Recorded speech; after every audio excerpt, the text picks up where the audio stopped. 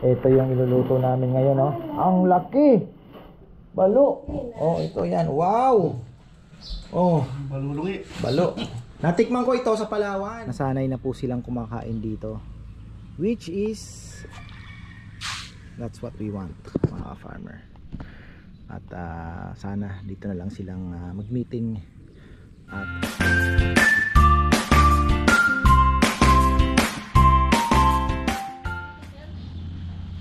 ayan, magandang buhay mga farmer. At susubukan natin mag underwater. Dito tayo mag grabe yung palaka na kinakain mga farmer, oh. Lulutang na lang, lulubog. So dito tayo maglalagay ng pagkain para makita natin yung mga ayungin sa ilalim. Ayan, nakakatuwa naman. So magpapakain kami ng aking choy choy. Oh, ito nga gagamitin natin. Lalagyan natin yung camera dito. Hawakan mo yung pagkain. Hawak mo lang. Dito na lang tayo sa ibabaw at mukhang mahirap. Dami na pong kumakain mga farmer, ha.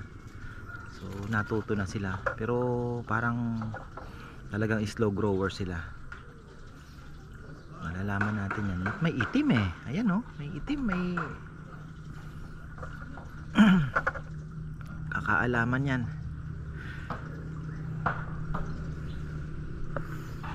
So ayun, ang dami na po ang kapal, oh. Tingnan nyo. Yung pellet pala, pagka hinagis mo, marami ang nalubog.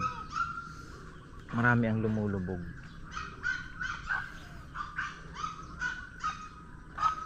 Excited din ako sa tilapia dahil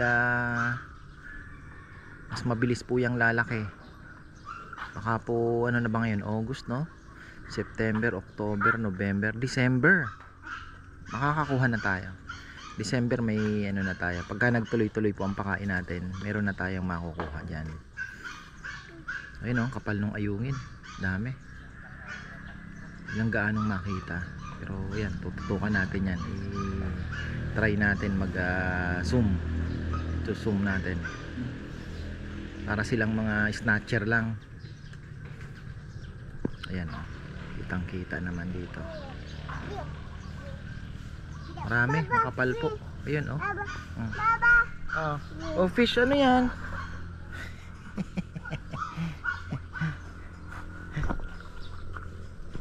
Ayan, dito na din sila, oh.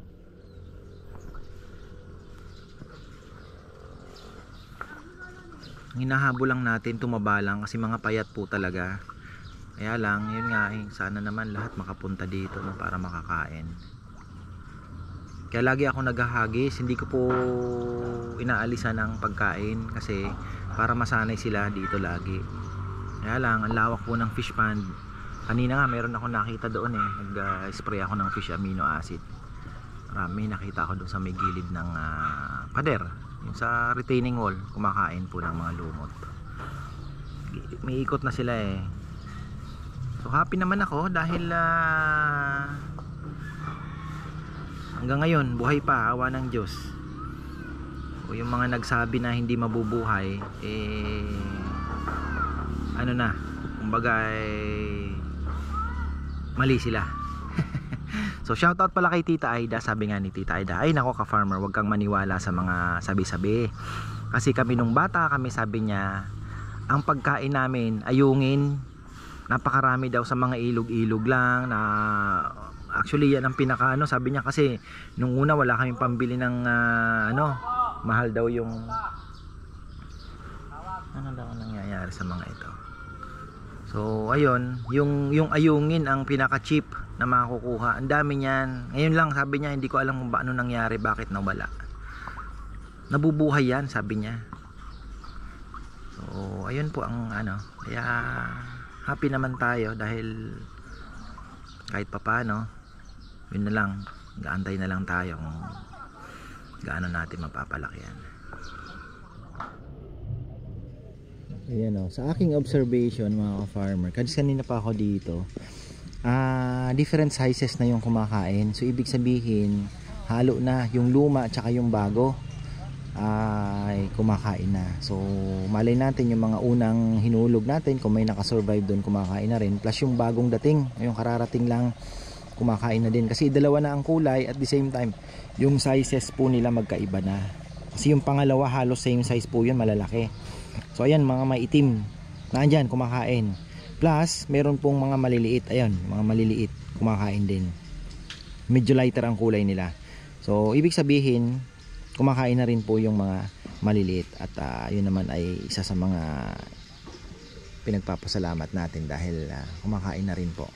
So shout out pala kay tropa, kalimutan ko ang pangalan niya.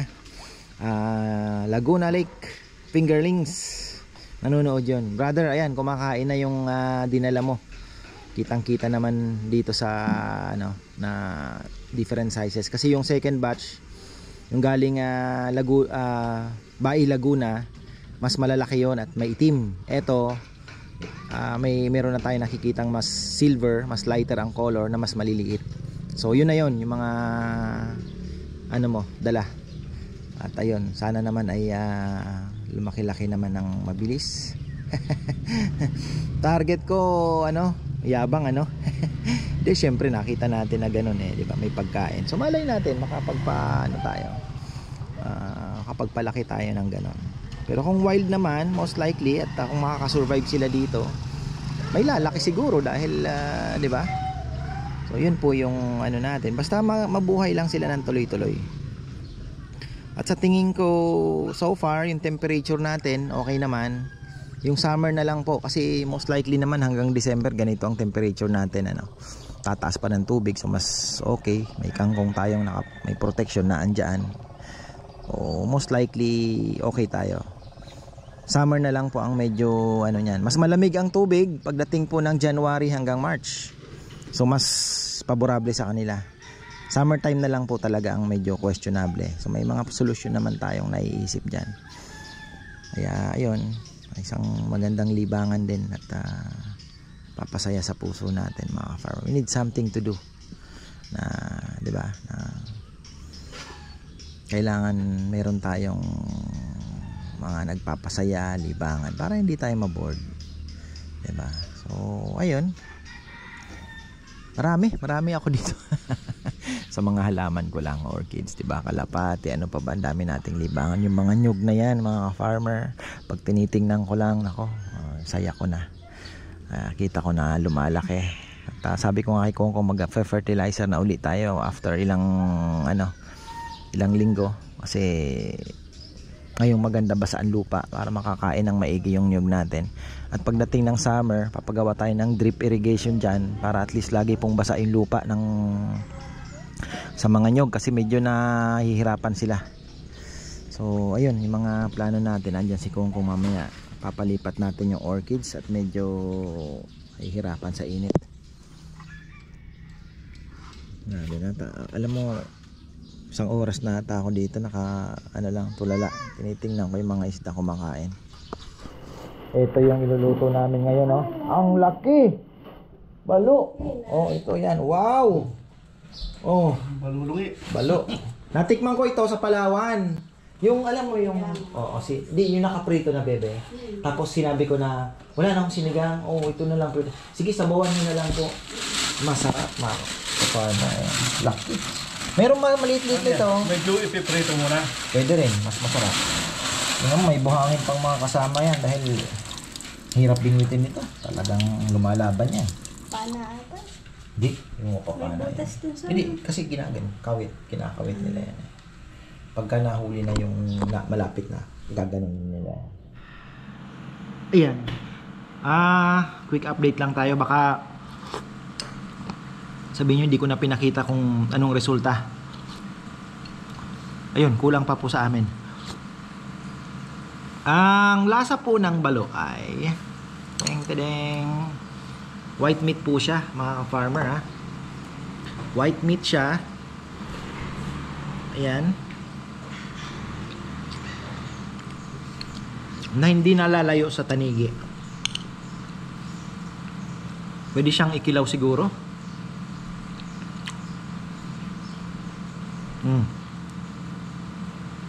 Masarap. Ito yung green ang niya, kulay green ang tinik. Ito yung nakain ko sa Pag dito, Palawan. Yung balo po, mas mahaba ang nguso na parang matulis na matulis. Hindi kagaya ng barakuda. Tapos yung barakuda, mas maraming kaliskis na mas silver siya. Ito, medyo blue ang konti. At matulis po yung nguso. Yun yung balo. Pero yung presyo, halos parehas lang. Kasi mas mahal yung balo ng konti, 200 kaysa barakuda. Susunod naman natin gagawin, barakuda naman. At update natin ang lasa sa mga hindi pa po nakakatikim ng barakuda. Sarap. Masarap daw yun, inihaw. Yan na yung mga red tilapia natin. Ang dami, oh. Kita nyo yan. Nasanay na po silang kumakain dito. Which is, that's what we want, mga farmer. At sana dito na lang silang mag-meeting at kumain. Ayan, nasasanay na po sila, ang ating mga red tilapia. Napakarami nila. Ayan po, naandito na sila. Ayun pa. So ayun, oh. Pagka nasanay po yan dito kumain araw-araw, ay makikita nyo para pong inihipan ng hangin yan. Ang bilis pong lumaki. Imagine 4 months, di ba?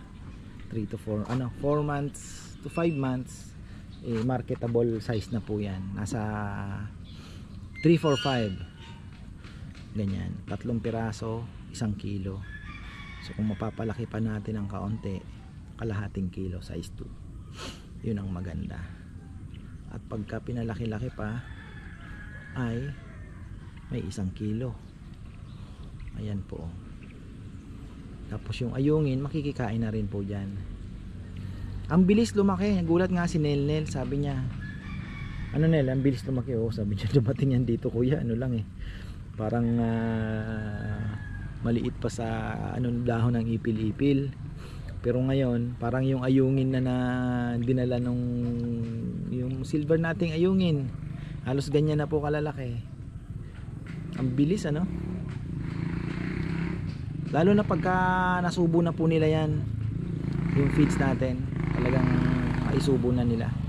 So ayan, masanay po sila dito. Kaya nung nakita kong nagkukumpulan, hinagisan ko na para matrain na po sila. Matalino ang isda. Matalino ang isda. Masasanay po yan dito. Naghihingi na ng pagkain pagka oras. Baka tayo ang mangayaw at sumuko sa pagkain pagka yan po ay malaki na. Sayang hindi ako bumili ng fry mash, ano? Kamali ako. Sabi ko kahit isa lang sana pala. Kasi pang fry mash pa dapat ito eh. Kaya lang kasi pulbos mga farmer eh. Pero yun talaga ang pagkain nila eh. Okay lang naman kasi marami naman pong natural food. Tapos ngayon marunong na sila. Kaya lang yung parang nahihirapan pa din isubo.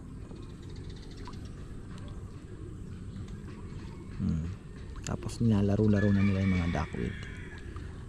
Ayan ang hinahabol natin. So bigyan pa natin to ng mga 2 weeks siguro. Kaya nang kumain ng duckweed niyan. Tansya ko lang experience ko sa black tilapia pagka full feeding 2 weeks lang from now, kaya na pong kumain ng duckweed. Medyo makokontrol na nila yung duckweed kasi natatakot po ako. Tingnan nyo, kita nyo po yan, halos pagka umulan po tapos uminit ulan, init ulan, ang bilis pong kumapal. Ang tubig pa naman natin mukhang napakarami pong nutrients dahil galing po sa taas eh, 'di ba? So pag galing sa taas, pag umulan, galing po yan sa yung mga bulok na dahon. So yung nutrients noon madadala po nila. So yun ang ma-absorb ng duckweed. May napanood ako sa Japan eh, ganun po ang ginagawa nila eh, yung sa fish pond, dumadaan po sa mga na dahon, ganyan. Mataba yung tubig.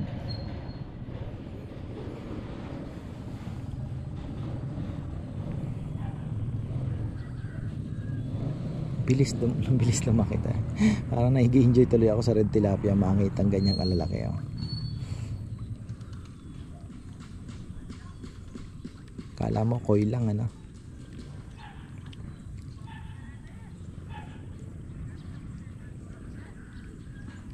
Galing. At napakasarap ng balo mga ka-farmer. So kung kayo po ay mapupunta sa palengke at nakakita ng balo, yung ganun kalalaki ha, wag yung maliit ha. I'm talking about yung ganyan katataba yung katawan. Tipong mga nasa 3 kilos to 4 kilos po ang isang piraso. Bilhin ninyo. Mura lang naman eh, kasi nasa 200 lang ang kilo ng bili ko eh. Kaya pa nga sigurong tawaran nyo sa 180 eh. Yan, hindi na po ako tumawad kasi tropa naman yung mga naandoon. Tapos yung barakuda naman po ang susunod natin. Tingnan natin. Tapos magsisigang din tayo ng sungayan. Titingnan ko din po kung masarap din ba ang sinigang na sungayan. Kasi sabi nila masarap din daw. Kahit yung napapanood ko sa Sikat TV, sabi niya hindi alam ng iba, akala nila pang ihaw lang to, pero napakasarap din ito, sabi niya, sa sinigang.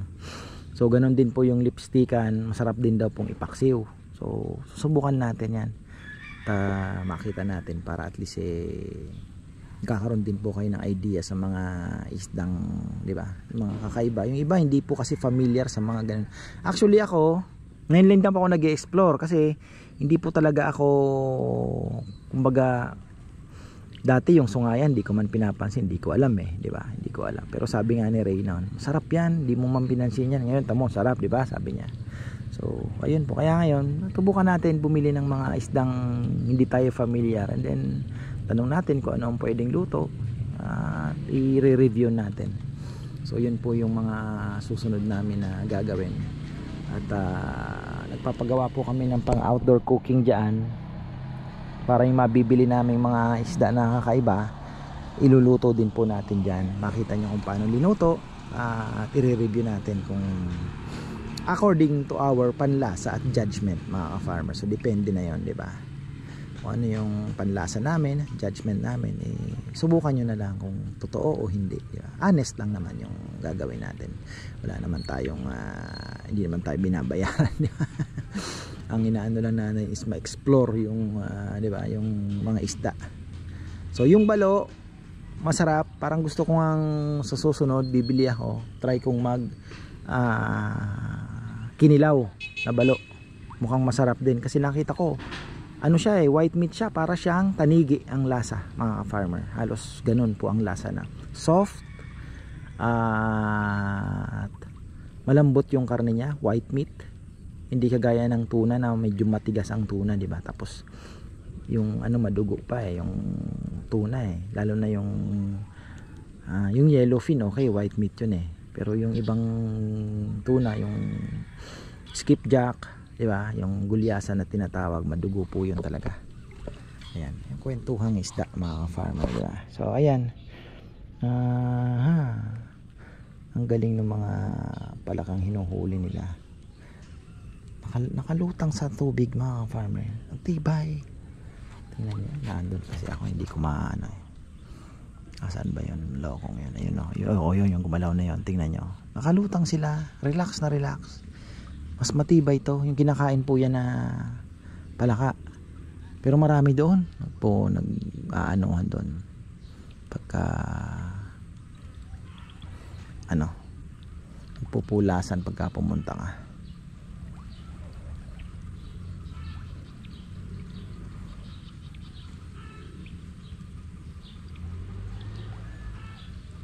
Ayan, wow, maambon-ambon, pero hindi po yan kasi ayun ay langit may langit na nakikita, yung tira lang yan. So ayan, at mga farmer, sanay na ang ating mga red tilapia dito, na sana dito na po sila magmalagi at dito may pagkain para lahat po makakain, at willing naman tayong pakainin yan. That's only 3,000. Konti lang po ang kukonsumuhin niya na pagkain, kasi pwede rin po natin to, alam nyo, yung kung yung ayungin, sabi ko nga, kung maano lang talaga yung kusina, maayos na lang, Marami po tayo, pwede po tayo mag-offer na escabeche, di ba? Sweet and sour red tilapia. So hindi po yan bibihira, di ba? Hindi siya yung common. So like the ayungin, kung gusto niyo kumain ng ayungin na malalaki, kung just in case, no, God willing po, ipapahintulot ng Panginoon. Yun po yung plano ko pagka lumaki, di ba? Yung mga ganitong ayungin, mahirap maghanap. So kung ano doon, meron doon special ayungin na paksiw sa gata, pwede natin at makakaisip naman tayo ng pwedeng recipe diyan na to-twist natin ng konti para, di ba, dagdag maka-invite din po. So malay natin mag-araw-araw ang tindahan. Who knows, di ba? Hindi naman actually kahit naman lakas na malalaki na ayungin mga ka-farmer. Iba na yung ng tubig, oh. Oh, kita niyo 'yan? Kaya sabi ko lumalaki eh. Iba yung galaw na ng tubig. Doon mo kasi mararamdaman yan. Alam ng mga nagtitilapia yan. Kahit nakapikit ka, alam mo lumalaki ang isda mo pagka nagpakain ka yung tunog ng tubig. Palakas ng palakas, pabilog ng pabilog yung tunog. So pag maliit pa kasi parang mga bula lang yan na plak, plak, plak. Pero pagka lumalakas na iba na talaga, parang mga kumukulo na yung tubig. Ganun yung pagdinig. So ayun, tinitingnan ko yung sabi sa Bicol, yung putag. Oh, ito niya yan. Oh. So masanay na po sila dito. Mukhang na-discover na po ng red tilapia. Sana dito na sila, umalis na yung naandun sana. Mukhang wala na eh, inikutan ko kanina, wala na ako nakita. So ito na yung 3,000 pieces. At kung kakapusin pa at mag-click naman po yung natin, edi mabilis lang naman eh magdagdag. So at least, di ba, subukan natin. Ayan na, yan yung dami. Kagandang tingnan.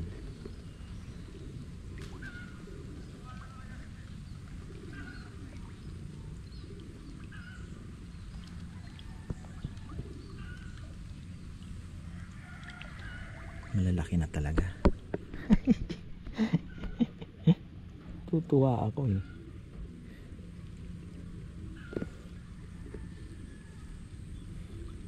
Cross daw po ito ng Mozambique. Kalimutan ko yung isa eh. Kasi maraming klase ng tilapia talaga, yung black tilapia. So Mozambique and Nile. Parang Nile, alala ko na. Nile tilapia at Mozambique, mga ka-farmer. Di ko alam bakit naging pula. So yun. At fast grower daw po ito. Dito sa Pilipinas hindi pa ganun. At ang kinaganda nito, ito pong red tilapia FYI, ang red tilapia po is, ang kinaganda nito, kaya nito ang may salinity, salt water. Ganyan po kalupit yan. Kaya niya yung may alat. Mas masarap siguro siya doon. Kasi syempre, di ba? Parang mangyayari isdang dagat ang dating niya. So, mas masarap siguro ang lasa kasi may alat eh, di ba? May timpla na eh. Ayan. Andun yung mga tilapia natin. Ayan oh. Ayungin natin kumakain dun sa dulo. So, yung mga red tilapia dito naman kumakain. Mga paisa-isa lang sila. Mga digest na. Marami po silang nakakain kasi may mga umahabol sa puwet nilang, para silang may mga buntot, yung mga dumi nila yun. Ibig sabihin busog na busog po sila. At yung ayungin sana naman ay naka-recover na mga payat po kasi talagang hindi naman napapakain doon eh. Tapos kung na-cage pa ng ilang araw, di ba, talagang papayat. Kaya dito, ayun, maraming pagkain. Sana naka-recover. Maraming patay doon, no? Sabi nga ni Rizal, kuya, nangangamoy. Oo nga, sabi ko, paano kaya? Marami. Siguro, hindi lang po 2, mga 4 o 5 plastic ang namatay doon sa dinala, ang last. Kaya, okay lang kasi 100, so mga 300 o 500 sabihin mo nang namatay, okay pa rin. I'll take that anytime, sabi nga. Eh, ganoon naman talaga eh. malalaki na kasi ng trinabel. Tingnan nyo yung tilapia, wala tayong nakitang. Ayan, buti nakita kong namatay. Wala na palang battery. Grabe ang Hero 13, ang init ng battery. So ayan po, kaya lang yung resolution kasi nito nasanay na yung mga viewers di ba? So hindi ko po mapalitan ng GoPro So ayun yung tilapia nga, sabi ko talagang napakababa po ng mortality. Dahil talagang nung dumating po yan maliliit pa, kaya kumbaga talagang actually malaki na sila compare po doon sa bibili kayo ng tilapia na size 22 na sinasabi, yung ordinary black tilapia. Pero ito malaki na rin po nang dumating kasi 17 na daw ito malaki na din po siya, kaya nga ganyan na siya diba? So ayun kita nyo, malalaki na talaga. I'm excited. Sabi nga ni ka-farmer Randy, dagdagan mo pa ka-farmer, natutuwa ako. Kasi po kahit ako nandito, talagang relax ka. Ito pag pinatay ko na po yung camera at nagpaalam na ako sa inyo, mag-i-stay pa ako ng mga 30 minutes niyan. Baka matuwa pa ako at maghagis pa ako ng pagkain. Dahil yung mga ayungin natin doon kumakain. Yan di ba?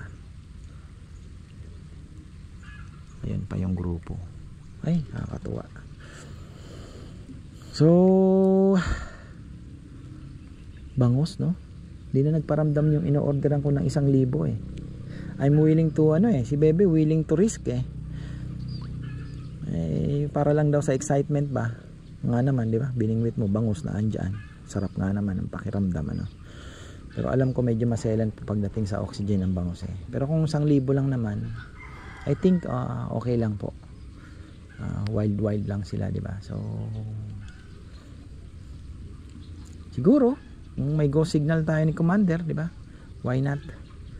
Tapos ulang, yung ulang po wala pa at sabi nga niya sa akin, sir baka abutin ng 1 buwan yung sayo kasi talagang marami po ang nakapila.